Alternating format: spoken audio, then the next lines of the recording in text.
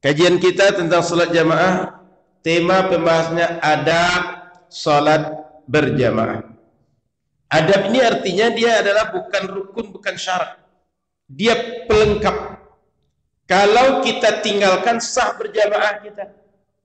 Kalau kita penuhi sempurna pahala jamaah kita dapatkan. Apa dia adab berjamaah itu? Pertama, al-masyu lil jama'ati bisakinah. Berangkat ke masjid untuk mendapatkan jamaah dalam keadaan tenang. Tidak lari, tidak terburu-buru. Kenapa? Kalau kita buru-buru berangkat ke masjid, biasanya begitu sampai di shaf, sak nafas. Itu minimal. Boleh jadi kita tersandung di jalan. Boleh jadi tidak bisa membedakan yang najis dan bukan najis sehingga terinjak lalu terbawa salat. Maka Nabi menganjurkan kepada para sahabat, kata beliau, "Idza uqimatis shalah fala tu'tuha wa antum tas'auna walakin tuha wa antum tamshuna wa alaikumus sakinah." Kata Nabi, kalau salat sudah ditegakkan, kalian tidak perlu datang itu buru-buru, tapi datanglah dengan berjalan keadaannya tenang. Lalu kata Rasul, "Fama adraktum fasallu wa ma fatakum faatimmu." Kalau kalian temui salat jamaah itu ada di setengahnya, atau rakaat pertamanya, atau rakaat keduanya, ikuti saja. Mana yang dapat ikuti. Yang tinggal setelah imam salam, kalian sempurnakan. Jadi tidak mesti kita buru-buru ketika masuk shaf, kita pula sedang bernafas sengal-sengal, tidak tenang. Akhirnya salat jamaah kita tidak khusyuk. Dan orang sebelah boleh jadi terganggu oleh kita. Dan banyak hal-hal lain yang menyebabkan kita tidak dianjurkan Nabi buru-buru mendapati jamaah. Usahakan berangkat lebih awal sehingga bisa mendapati azan di masjid. Namun kalau tak bisa, begitu berangkat, berangkatlah dengan tenang. Kan tidak semua orang bisa berangkat awal. Ada yang bisa berangkat awal sebelum azan dia sudah di masjid. Ada yang ketika azan dikumandangkan dia berangkat, belum selesai azan dah sampai di masjid. Ada orang setelah azan dikumandangkan baru dia bisa berangkat ke masjid. Keadaan kita macam-macam. Nah, bagi mereka yang agak lambat sedikit, tidak usah buru-buru. Tenang berangkat, ikuti apa saja bagian salat yang kita dapat. Selesai salat imam, baru kita jadikan sempurna salat yang tadi ketinggalan. Kemudian Bapak Ibu rahmati Allah Subhanahu wa taala, ketika kita berangkat ke masjid, sebaiknya tak berangkat sendirian, ajak anak-anak kita. Terutama anak kita kalau sudah usia 7 tahun. Yang maju kuning, usia berapa nak? Usia berapa? 10. Anak peng-peng 5. Kata Nabi, anak kalau usia 7 tahun, muruhum bis salah, suruh mereka salat. Kalau juga enggak salat mereka pukul. Pukulnya bukan dihajar, agak tegas sedikit supaya dia ngikut, patuh berangkat ke masjid. Kenapa Nabi suruh usia 7 tahun? Karena dia baru mulai mengenal, akalnya baru berkembang. Saat dia balik nanti, usia 12 kah, 13 kah, 14 atau 15, jika sebelum itu dia sudah terbiasa ibadah, saat balik dia ringan untuk ibadah. Kita ibarat di depan rumah kita ada tanaman Bapak Ibu, ingin kita bentuk. Kalau dari kecilnya kita bentuk batangnya, kita putarkah? Kita putarkah? Atau kita bengkokkan, kita luruskan, kanan, kiri. Itu mudah, dia akan terbentuk sesuai yang kita bentuk. Bahkan yang menarik Bapak Ibu, kalau kita tengok di internet itu, ada orang ingin membuat semangka itu dengan bentuk-bentuk tertentu. Segitiga, bentuk love, bentuk peta, bentuk kepala orang. Begitu semangka masih kecil buahnya, dipasangkan seperti cetakan. Begitu sudah bisa dipetik nanti, diambil, dibuka, dia seperti cetakan tadi bentuknya. Anak kita juga begitu, Pak. Seperti apa kita cetak, seperti itu dia akan tumbuh besar. Kalau dari kecil diajak dia salat jamaah, dibiasakan salat jamaah, dia akan salat di masjid. Dari kecil kita biasakan dia bicara yang lunak, yang lembut, yang sopan, yang santun, besar dia akan terbawa itu. Karena ya'ishul fata bima ta'awwadahu abu. Anak-anak itu akan tumbuh berkembang, dia akan berakhlak, beradab dengan kebiasaan-kebiasaan yang diperlihatkan, yang ditanamkan orang tuanya. Jadi usia 6, usia 7 ajaklah ke masjid. Usia 10 ketika dia enggak juga ke masjid, agak tegas sedikit. Mudah-mudahan dengan usia seperti itu dia mau ke masjid, saat dia tua nanti dia istiqomah dengan sholat, tidak tinggal lagi. Dan perlu diingat, Nabi menyuruh 7 tahun itu sholat, bukan hanya sholat disuruh, tapi semua bentuk kebaikan, semua bentuk ajaran agama, semua bentuk ibadah ajarkan sejak anak usia 7 tahun. Karena dia usia anak kita, kalau sebelum 7 tahun dia pengennya jadi raja, diikuti. Tapi mulai 7 tahun dia mulai agak ngalah sedikit.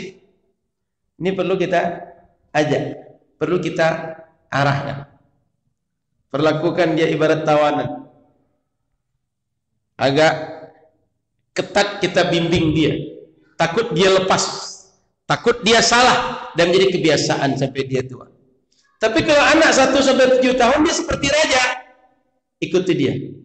Biar dia banyak bermain, sehingga bertumbuh motoriknya, berkembang akal dia, otak dia berkembang dengan baik. Selaku orang tua kita tinggal arahkan. Kalau bahaya jangan kita biarkan. Kalau tidak bahaya kita ikuti saja, tengok-tengok aja. Biar dia berpikir. Jangan segala dibantu anak kita. Kenapa? Kalau segala dibantu, jangan-jangan nanti ketika sudah S3 kuliah dia tak juga mandiri. Sebab dia tak pernah dibiasakan mandiri sejak dia kecil. Maka Bapak Ibu muliakan Allah, kalau anak kita sudah 7 tahun, mulai kita agak ketat mengarahkan dia. Yang perempuan juga gitu, Bu. Suruh dia pakai jilbab, bajunya sudah mulai baju yang menutup aurat.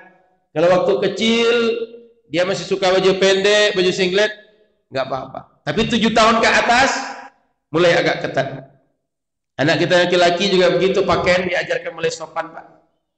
Tadinya suka celana pendek, mulai kita arahkan celana panjang, bajunya baju sopan. Arahkan bajunya tidak lagi baju, mohon maaf, kadang robek-robek, kadang bajunya mungkin banyak tulisannya itu kalau diartikan nggak bagus. Bagi sebagian orang ada kebanggaan dengan tulisan-tulisan tertentu, kita carikannya agak bagus, karena khawatir itu yang pengaruh karakter dia dalam bertumbuh menjadi orang dewasa di kemudian hari. Kemudian Bapak Ibu rahmati Allah Subhanahu wa taala, saya ingin lanjutkan tentang anak 7 tahun tadi. Adab-adab juga diajarkan sejak anak kecil. Bagaimana dia menghormati orang tua, berbicara yang baik, kemudian dia memperhatikan lingkungan, dia tepat janji, dan segala macam. Karena itu akan menjadi karakter dia ketika dia tumbuh besar nanti. Jadi saya ulang, Nabi menyuruh anak diperintahkan sholat usia 7 tahun itu tak terbatas dengan sholat, tapi semua ajaran agama, adab agama, hal-hal yang diperhatikan agama mulai 7 tahun sudah kita terapkan, kita bimbing, kita ketatkan kepada anak kita agar dia terbentuk menjadi orang baik, insya Allah. Mudah-mudahan anak kita jadi anak yang saleh salihah, amin. Yang kedua, al-qiyam ba'dal iqamah. Kalau sudah iqamah, sebaiknya kita langsung berdiri. Enggak lagi duduk-duduk, apalagi keluar dari masjid. Itu enggak boleh. Kalau sudah iqamah kita keluar masjid tanpa keperluan. Apalagi kita enggak ada hal yang menuntut kita keluar dari masjid. Misal ini ada yang bawa anak kecil, anaknya main keluar sehingga dia perlu menjaga anaknya agar tidak jatuh, dia ambil, enggak ada masalah. Tapi kita enggak ada apa-apa. Jangan dibawa, jangan keluar lagi dari masjid kalau sudah iqamah.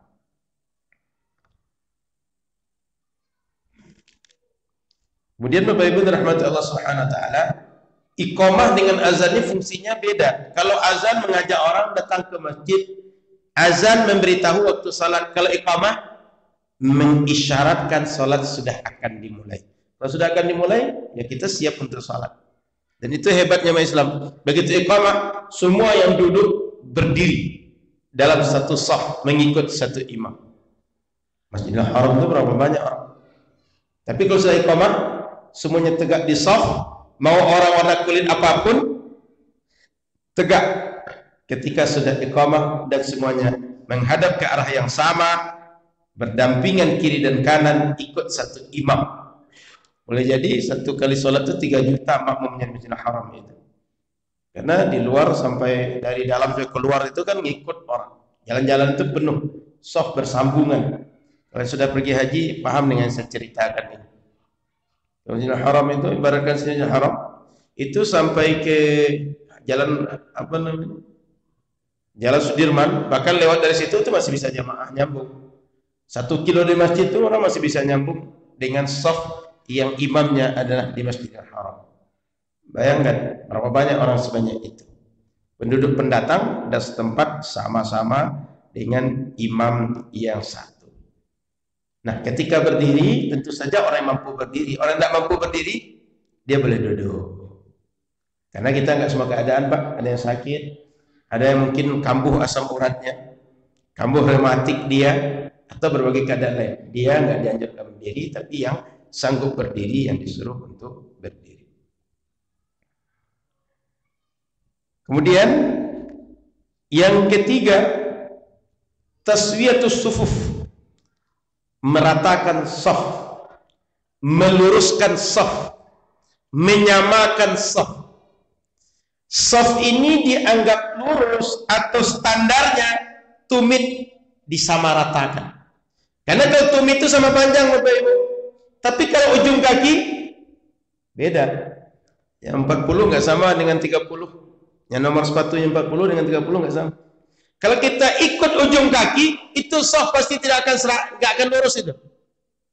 Maka standarnya adalah tumit kita. Maka ini kan ada ujung tikar nih. Ujung tikar semuanya tumit di ujung tikar. Insya Allah lurus itu. Nggak ada yang lebih ke depan ke belakang. Sama semuanya. Kemudian Bapak Ibu rahmati Allah Subhanahu wa taala, kata Nabi sallallahu alaihi wasallam, "I'tadilu fi sufufikum wa tarasaw fa inni araakum min wara'il dhahri." Kata Nabi, shaf kalian luruskan, rapatkan di antara kalian. Karena aku melihat kalian meskipun dari belakang. Jadi Nabi melihat belakang itu seperti melihat ke depan. Itu di antara mukjizat Nabi Bapak Ibu. Kalau kita nengok ke depan enggak nampak lagi belakang. Tapi kalau Nabi nengok ke depan dengan ke belakang itu sama. Sama nampaknya di belakang seperti nampaknya di depan. Nabi ketika mengingatkan jamaah, sahabat beliau, kalian jangan bengkok-bengkok, lurus, rapat, rata, karena aku lihat kalian seperti aku lihat di depan. Kemudian dalam hadis lain kata Nabi, "Sawwu sufufakum fa inna taswiyatas sufuf min tamamis salah." Rapatkan, ratakan, sejajarkan shaf kalian, karena rapat dan sejajarnya shaf adalah bagian dari kesempurnaan salat. Kemudian Bapak Ibu dirahmati Allah Subhanahu wa taala, di dalam hadis itu ada disebutkan bahwa kalau kita salat, tumit kita, mata kaki kita dengan mata kaki. Ini kata para ulama maksudnya adalah agar shaf ini rapat. Bukan mesti diadu mata kaki dengan mata kaki, karena nggak mungkin. Coba yang kan bertiga berdiri, masing-masing orang harus mengadu mata kaki dengan mata kaki. Bisa kira-kira? Sepanjang sholat begitu bisa? Nggak bisa. Rasul ketika itu tidak sedang menyebut kita berdiri harus rapat mata kaki dengan mata kaki. Tidak. Tapi kata Rasul, rapatkan shaf. Di antara bentuk cara merapatkan shaf, fisik kalian dengan orang sebelah itu berdekatan. Berapat dia. Kalau rapat bahu dengan bahu, itu shaf pasti rapat. nggak ada renggang, nggak ada jeda, nggak ada celah di situ. Dan ketika disebutkan kaki, ini lil mubalaghah. Mubalaghah itu bahasa kita superlatif, bahasa Inggrisnya. Superlatif itu untuk menunjukkan sangat. Di antara cara kita supaya rapat, Nabi menyebutkan cara yang over daripada cara biasa. Apa dia? Kaki dengan kaki rapat. Kalau kaki dengan kaki rapat, pasti saf itu akan rapat. Tapi bukan berarti Nabi menyuruh harus kaki rapat dengan kaki, karena itu nggak bisa. Maka kalau ada orang sholat sampai dikejar-kejar kaki itu, dia salah dalam memahami teks hadis, terlalu tekstualis. Yang diinginkan Nabi bukan kaki bertemu kaki, tapi bagaimana hati dekat dengan hati, fisik berdekatan. Karena fisik berdekatan itu di antara jembatan hati dekat dengan hati. Kita kalau dekat dengan orang atau tidak ada masalah dengan orang, dekat itu biasa, Pak. Tapi kalau ada masalah dengan orang, hati kita masalah dengan orang, jangankan dekat dari jauh ya, mau berjumpa itu terasa malas lewat situ. Betul? Kalau ada masalah dengan orang, atau kita merasa nggak suka dengan orang, jangankan lewat depan masjid nih, di situ Sudirman dia lewat, dia tahu kita di sini. Jangankan lewat sini, lewat Sudirman mungkin tak mau dia. Malas lah, temu dia nanti. Betul. Tapi kalau kita dekat atau merasa dekat dengan orang lain, itu nggak ada masalah, Pak. Mau duduk dempet-dempetan atau terinjak pun orang, ada masalah bagi kita. Cuma kalau hati nggak dekat, jauh pun kita sudah menjauh dari orang, apalagi dekatnya. Maka Bapak Ibu rahmati Allah Subhanahu wa taala, Nabi ingin kita itu dekat satu dengan yang lain. Dan kalau kita berdirinya tidak terlalu, maaf, kaki kita nggak terlalu direnggangkan. Kita kalau renggang tuh Bapak Ibu, itu nggak akan tenang kalau begini, nggak akan kuat lama-lama begini. Betul tidak? Tapi kalau berdiri normal, nggak terlalu rapat, nggak terlalu renggang, ini tahan lama ini dan nyaman. Tapi kalau rapat juga, digeser dong sedikit, kata orang. Ini tumbang samping mudah ini. Maka Nabi tak menganjurkan rapat begini, juga tak lapang betul. Tapi cukup sejengkal. Atau cukup sekepal kita. Karena kalau terlalu lenggang, nggak enak, nggak nyaman. Maka Bapak Ibu rahmati Allah Subhanahu wa taala, dalam mazhab Syafi'i itu dianjurkan cukup jaraknya sejengkal atau sekepal gitu, nggak perlu lebar betul. Yang menarik itu mencuri perhatian kita, dia sholat sendirian tapi mengangkangnya luas pula. Sunnah dari mana? Nggak ada. Sholat sendirian itu nggak ada sunnahnya begitu. Orang ketika sholat berjamaah sampai dia agak lebar itu karena ngejar kaki orang sebelah, salah paham dalam hadis. Kalau Bapak Ibu muliakan Allah Subhanahu wa taala, tidak begitu yang sunnah Nabi dalam merapatkan shaf. Kemudian Bapak Ibu yang dirahmati Allah Subhanahu wa taala, ketika kondisi normal memang diajarkan rapat tadi. Tapi ada kondisi seperti yang kita lalui dan sekarang kita masih dalam keadaan itu. Yaitu pandemi. Yang pandemi ini terjadi perpindahan virus. Perpindahan virus ini karena pertemuan orang dengan orang. Karena sebab itu kita disuruh merenggangkan shaf. Bukan karena tidak menjalankan sunnah. Tapi saat ini, kalau kita jalankan sunnah justru membawa kepada celaka. Membawa mati.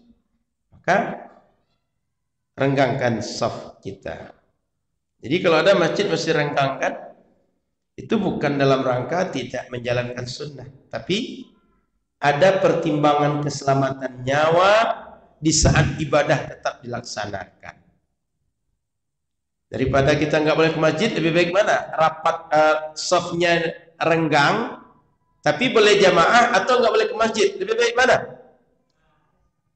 Lebih baik mana, Pak? Kalau rapat di masjid itu nggak pilihan, Bu. Itu normal kita. Nah, ini anggap pilihannya cuma dua. Saf renggang boleh di masjid, atau nggak boleh ke masjid sama sekali. Maka mending renggang ke masjid. Jadi Bapak Ibu rahmati Allah Subhanahu wa taala, kalau ada orang membawakan hadis bahwa kalau kita safnya nggak rapat, itu adalah seperti hadis berikut: aqimus sufufa wa hadu bainal manakib wa suddul khalal walinu bi aidi ikhwanikum wa la tadharu furujatin nasyaitan. Siapa saja orang ketika sholat dia membuat celah, tidak dirapatkan, itu saya akan menyediakan celah untuk syaitan ada di antara kita. Itu hadis berlaku kondisi normal Bapak Ibu, bukan pandemi. Ketika pandemi bukan hadis itu yang berlaku. Ada lagi hadis yang lain mesti dipertimbangkan, di antaranya la dharara wa la dirar. Jangan buat mudarat untuk dirimu, juga jangan mudarat untuk orang lain. Banyak hadis Nabi yang semuanya mesti dipahami dengan pemahaman yang dia saling memahamkan, saling melengkapi, bukan saling membantah, saling menghantam satu pemahaman dengan yang lain. Karena nggak mungkin Nabi ketika sumbernya sama, semuanya dari Nabi, satu hadis berbantahan dengan hadis yang lain. Itu nggak bisa. Bapak Ibu rahmati Allah Subhanahu wa taala, ketika kondisi normal, rapatkan shaf. Rapat shaf itu yang paling mudah, yang paling membuat kita nyaman kalau bahu berjumpa dengan bahu. Itu rapat shaf, kemudian kita pun tenang, dan insyaallah salat tak khusyuk meskipun dalam keadaan ramai jamaahnya. Itu adab yang ketiga. Yang keempat, sebaiknya posisi imam dan makmum sejajar. Sejajar dalam artian tidak tinggi imam dibanding makmum. Kita kan sama nih, lantainya sama datar. Kan sebagian tempat mungkin Bapak Ibu pernah tengok, ada yang agak tinggi. Mungkin tinggi sejengkal, atau memang berbeda lantai betul. Sebaiknya tidak. Sebaiknya sama. Posisi imam dan makmum di tingginya sejajar. Adapun seandainya Nabi dulu pernah sholat di atas mimbar, itu dalam rangka mengajar. Nabi pernah Bapak? Kalau mimbar Nabi kan seperti ini, ada bagian yang datar di atas. Berdiri bisa. Cuma kalau sujud dan rukuk kan nggak bisa di situ. Ketika rukuk dan sujud Nabi turun ke bawah. Begitu selesai sujud Nabi naik lagi ke atas. Sehingga sahabat mencontoh Nabi, nampak Nabi, dengar Nabi dengan jelas dibanding saat sejajar di bawah. Itu boleh. Nabi pernah begitu Bapak. Maka Bapak Ibu rahmati Allah Subhanahu wa taala, kalau seandainya posisi sholat itu sama sejajar tempat imam dengan makmum, itu lebih baik. Bagaimana Ustaz? Di bagian imam itu ada batu yang nggak bisa dibongkar. Itu sebagian masjid ada begitu. Batu yang nggak bisa dibongkar. Bagian ini, kalau dibongkar batunya, mungkin sudah banyak pun kita hancurkan, nggak dapat juga. Memang batu besar dia.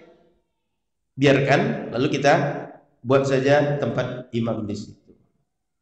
Atau ada sebab lain dengan pertimbangan-pertimbangan lain yang berdasarkan maslahat dan musyawarah masyarakat.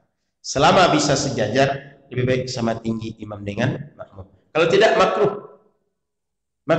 Andaikan hanya sengaja imam lebih tinggi pada makmum, itu makruh. Tidak ada sebab yang lain. Lanjut, yang kelima,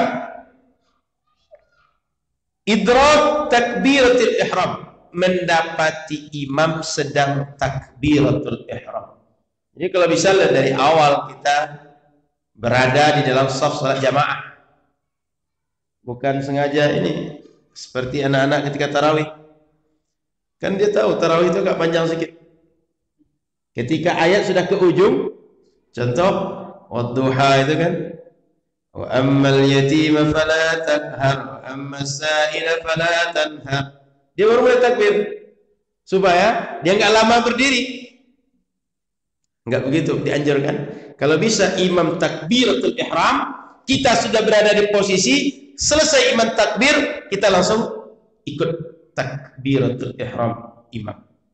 Kembali seperti pekan lalu, kita dalam salat jamaah tidak boleh bersamaan takbiratul ihram dengan imam, apalagi lebih dahulu makmum dibanding imam. Yang boleh adalah setelah imam takbiratul ihram, baru kita takbiratul ihram. Kalau bagian pekerjaan sholat yang lain sempat bersamaan kita dengan imam, itu nggak membatalkan. Tapi kalau takbiratul ihram sempat sama atau lebih dahulu makmum dibanding imam, bisa batal sholat kita. Paham Pak Ibu? Kalau yang lain itu bisa cuma makruh saja. Tapi kalau takbiratul ihram bisa batal sholat kita.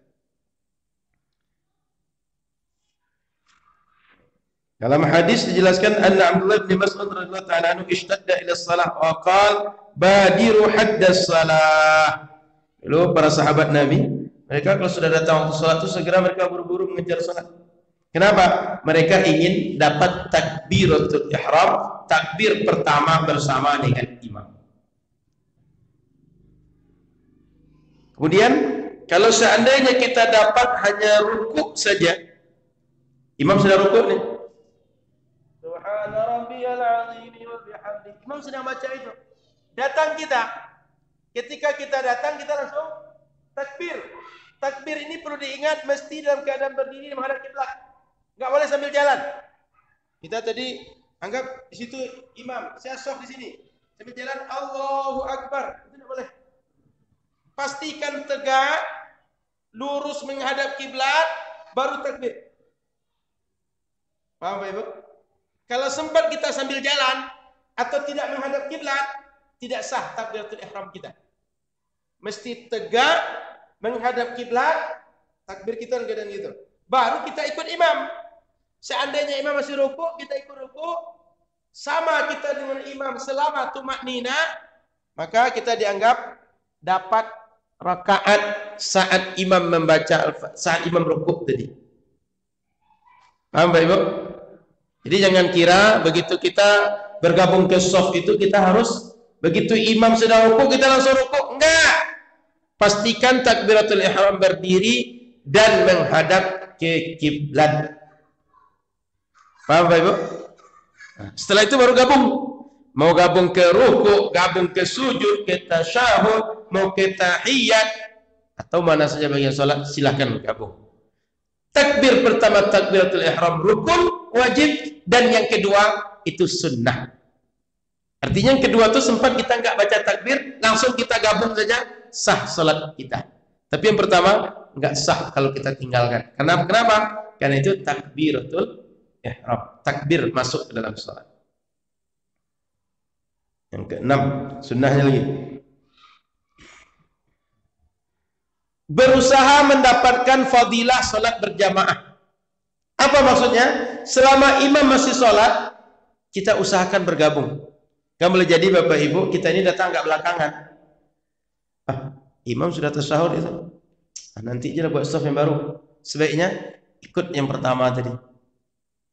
Beda hal, kalau seandainya kita ini sudah tahu, ini belakang banyak juga yang akan bergabung dan kita bisa buat shaf dari awal, buat jamaah dari awal. Itu boleh kita tunggu itu, kita selesaikan jamaah pertama, buat jamaah yang kedua.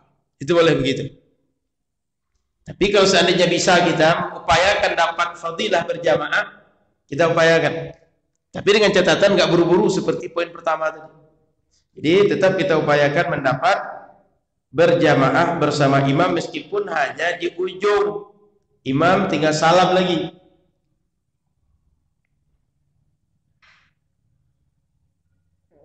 Baik, selanjutnya ketujuh, takhfiful imam lis salah.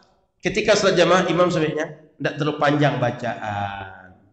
Maksudnya bacaan ayatnya. Kalau Fatihah nggak bisa diringkas. Jangan singkat-singkatkan. Cuma bacaan surat itu bisa diringkas Bapak Ibu. Artinya bisa memilih ayat yang pendek, bisa yang panjang. Bisa memilih satu surat sempurna, bisa setengahnya, bisa sebagian. Maka kalau seandainya imam salat berjamaah dengan makmum, apalagi makmum itu beragam, ada ibu-ibu yang punya anak, bapak-bapak yang rentang, ada orang yang mungkin sedang mengurus urusannya, jangan lama-lama. Karena kalau lama, orang tidak khusyuk salat dengan imam. Kalau ringkas, jamaah bisa sempurna, semua orang bisa khusyuk dalam berjamaah. Kata Nabi, "Idza amma ahadukum bin nas falyakhaffif fa inna fihimul kabir wadh-dha'if wa dzal hajah." Kata Nabi, kalau seandainya kalian salat berjamaah dengan kaum, dengan masyarakat, jangan terlalu lama, ringankan sedikit, percepat sedikit. Kenapa? Karena mungkin yang bergabung itu ada orang tua, atau yang bergabung itu orang lemah, atau yang bergabung itu orang punya hajat tertentu, atau orang sakit, sehingga hatinya nggak tenang, fisiknya nggak kuat mengikuti imam. Yang kedelapan, memilih saf yang pertama, maju ke saf pertama. Begitu juga kalau kita di belakang ada saf depan yang belum penuh, isi dulu, baru saf selanjutnya. Bapak Ibu, tidak dianjurkan ithar dalam saf pertama. Kamu jelas saf pertama, saya saf kedua. Itu tidak dianjurkan dalam ibadah begitu. Dalam ibadah nggak dianjurkan orang mendahulukan dibanding kita. Tapi dalam bersosial dianjurkan mendahulukan orang dibanding kita. Contoh ada antrian nih, sembako kita, semuanya dapat sembako. Kamu duluan nggak apa-apa, saya nomor 2 saja, kamu nomor 1. Nah, boleh begitu. Tapi dalam masalah ibadah nggak boleh orang suruh duluan. Kita sama dengan orang sama-sama mengejar yang terbaik dalam beribadah. Paham ya? Maka kalau ada saf pertama itu maju. Jangan kita yang maju.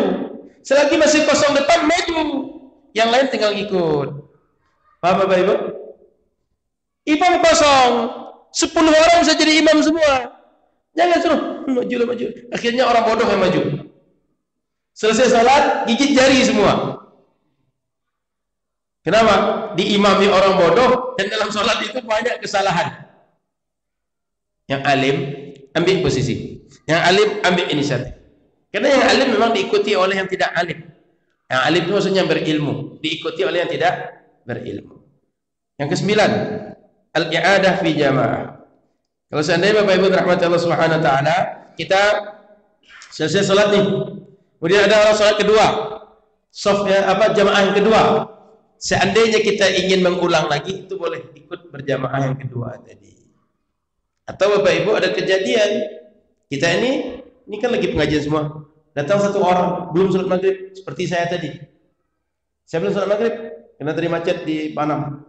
Emang orang Pekanbaru ini kalau sudah di bundaran, begitu bundaran itu mau duluan semua. Andai mengalah sedikit, itu nggak akan macet lama-lama kita di jalan. Tapi begitu sudah masuk satu, belakang nggak mau ketinggalan. Asal masuk kepala, ada selesai urusan. Lanjut gitu. Akhirnya banyak yang terkunci di jalan. Seperti saya tadi lambat, sendirian. Begitu saja, Ustaz, ya, salat dengan saya. Saya dapat jamaah, dapat pahala 27 kali lipat. Tapi kalau sendirian, 1 kali lipat.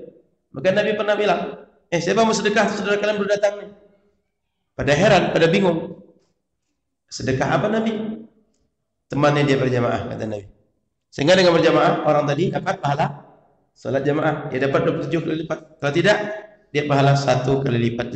Maka dengan kita salat bersama dia dapat pahala banyak. Seakan kita bersedekah untuk dia.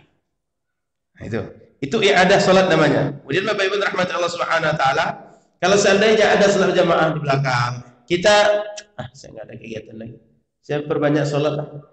Ikut dengan orang di belakang, itu boleh. Tapi salat mayit nggak dianjurkan i'adah Bapak Ibu. Maksudnya gimana? Ada seorang meninggal, yang datang datang bertakziah itu ramai orang. Sehingga ketika disolatkan nggak cukup 1 gelombang. Kita bila sudah ikut di gelombang pertama, itu nggak dianjurkan ikut gelombang kedua. Cukup sekali saya solatkan jenazah itu. Kan boleh jadi Bapak Ibu, solat jenazah itu sampai 10 gelombang. Selesai 1 gambung, datang kelompok yang baru yang kedua, datang lagi yang ketiga, keempat, seterusnya. Kita cukup sekali saja, nggak dianjurkan ulang-ulang. Sampai 10 kali pula ikut, nggak dianjurkan gitu. Kalau sholat yang lain, boleh ikut terus dengan 10 jamaah pun. Anggap 1 maghrib tadi 10 kali kita berjamaah, kita ulang dengan jamaah, itu boleh. Pahala sholat maghrib yang sisa tadi, pahala sunnah bagi kita. Dia tetap sholat wajib, tapi bagi kita pahala sunnah. Itu beberapa sunnah dalam sholat berjamaah. Paham Pak Ibu? Ada pertanyaan? Ibu, lagi sholat sendiri?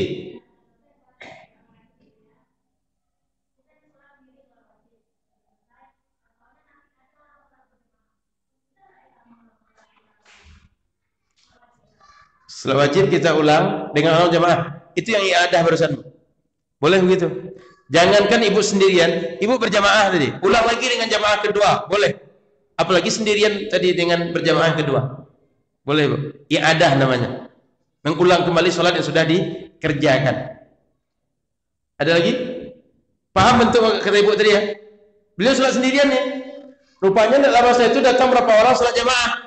Beliau ulang sholat sendirian tadi dengan berjamaah. Itu i'adah. Itu yang kita bahas. Ya, Bu? Paham? Saya kira cukup. Ada lagi pertanyaan?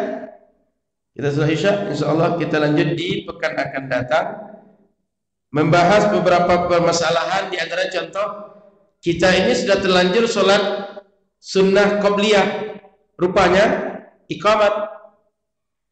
Atau kita sudah terlanjur sholat sendirian, rupanya orang mulai jamaah.